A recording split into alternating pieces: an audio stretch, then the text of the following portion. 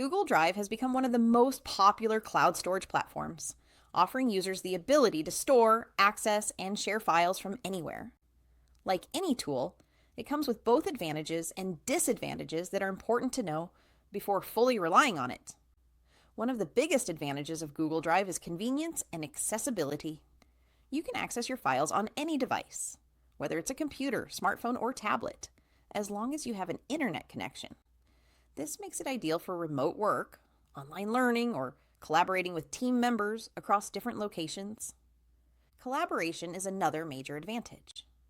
Google Drive integrates seamlessly with Google Workspace apps like Docs, Sheets, and Slides, allowing multiple people to work on the same document in real time.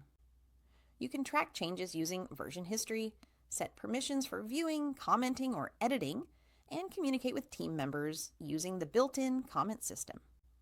Organizing files is easy with folders, color coding, and starred items, while powerful search tools help you find documents quickly, even in a large drive. However, Google Drive also has some disadvantages. Free accounts are limited to 15 gigabytes of storage, which is shared across Drive, Gmail, and Google Photos, potentially requiring a paid plan if you need more space.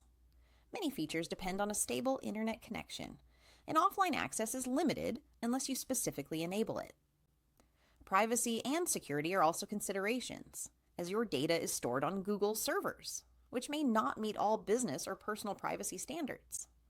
Additionally, managing a large number of shared files and collaborators can become confusing if proper organization and permission settings aren't maintained.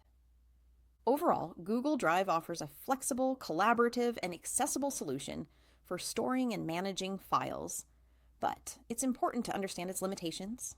By leveraging its strengths while being aware of potential drawbacks, you can make the most of Google Drive for both personal and professional use.